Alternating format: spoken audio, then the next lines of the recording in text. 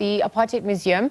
It's unveiled a poignant new exhibition. It's called Grave Injustice, the Unfinished Business of the TRC. This powerful exhibition sheds light on the ongoing struggle for justice and reparations faced by victims and their families since the Truth and Reconciliation Commission concluded its work back in 2003. Now curated in partnership with the Foundation for Human Rights, Grave Injustice, it brings to the forefront the stories of family survivors who've tirelessly fought for accountability and truth.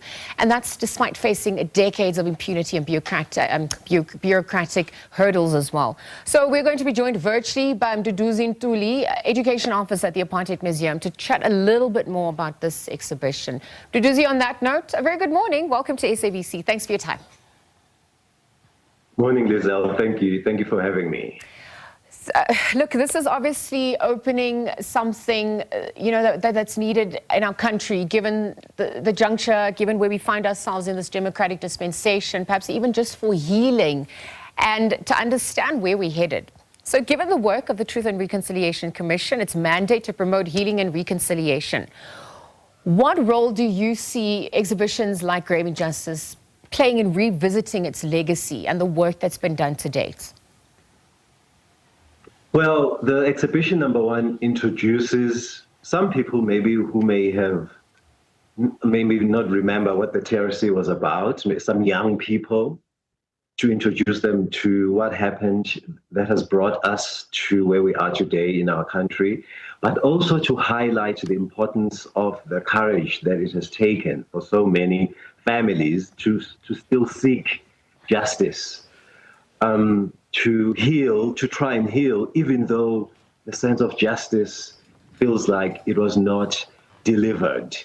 Yeah. You know, in 1998, when the interim report was given to then President Nelson Mandela, and about 300 names of perpetrators that had not been granted amnesty were handed over for prosecution. You know, it was a hope by those families and for South Africans, I believe, that some justice would be delivered and a sense of dignity would be afforded so many victims of apartheid era gross human rights violations. So in a way, the exhibition asks what happened? Why was that justice delayed? And it's a perfect space to host it at the Apartheid Museum because it continues that story that we do tell in our permanent exhibition, but now it takes it a step further to ask those questions. Yeah. After so many decades, what happened to that justice? So Mduduzi, let me pick up from there, and thank you for setting the context, because we're trying to ascertain what the biggest obstacles are in achieving accountability and closure for these families. And so given the exhibit, given the work that's been done, tell us what you're observing from your vantage point. I'm asking this because I want to look at the organization's work at large, how it aims to address some of the unfinished business of the TRC as well. Yes. It's been a long journey. Yeah. So this is a partnership, for example, I just want to say this is a partnership between the Apartheid Museum and the Foundation for Human Rights. Okay. So it's been a long journey for the teams to put this exhibition together. But also we have to remember that, healing is not just from one generation, transgenerational trauma. I wanted to speak about transgenerational trauma, that, young people also feel sometimes a sense of trauma, or they don't understand sometimes why they feel the way they feel. And so this also, in a way, when they understand this topic, it helps them to understand why this matters to them in our own lives. I also just wanted to touch a little bit on the images that you keep showing. So the beautiful Yes, please give us more context. Yes. Yes, the beautiful artwork by the KZN artist Lusanda Ndita, who has used the color red in a very strategic way. Because when you go to the exhibition and you view the exhibition, that one of the striking features are these artworks that are hanging sort of like in the middle of the space. And he's used the color red to symbolize what is missing.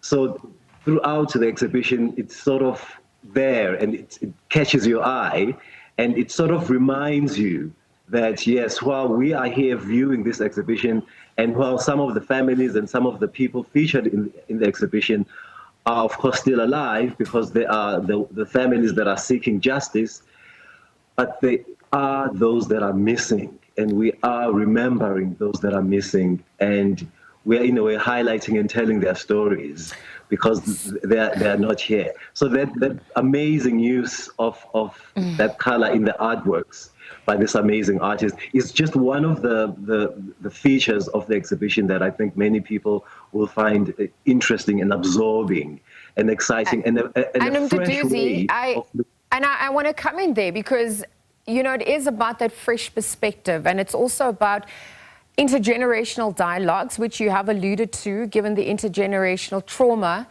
And so as people walk through the exhibition, what emotions do you also want to be evoked? What conversations do you also want the youth to have? Perhaps those who are born after apartheid, who don't have context to what has transpired, but that baton has obviously been handed over. Justice still waits for those families who have obviously, had to experience the gross atrocities of it. Justice delayed is justice denied at the end of the day. Yes. So we want them to remember, it's important for us, especially as younger people and also teaching the next generation. It's important for us to not become tired of talking about these stories and the fact that there are still so many families who are seeking justice and a sense of dignity as well.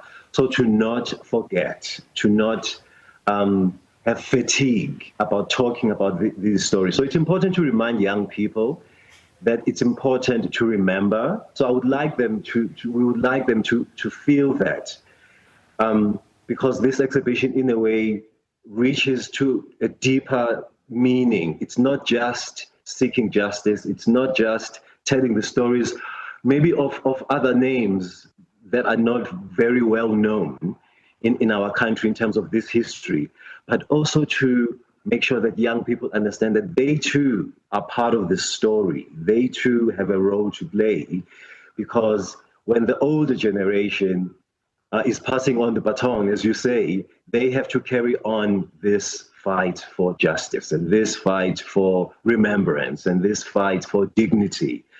And also to make sure that our Constitution is upheld. And they have to do that. The youth is 100% of the future. So it's important for us to make sure that we always include them. And there are stories in the exhibition. There are two monitors in the exhibition. The one monitor tells the story from the perspective of the families. So you actually hear and see interviews of families, young members of families. And Mduduzi, it becomes personal, right? It's obviously we need to give these images, these exhibitions, faces, names, right? Because this is living memory that obviously exists. And it will also be interesting to see the lessons that the TRC, what it's done, holds for other oppressions and instances of violence that's happening the world over. There are lots of lessons that are not limited to our own country alone.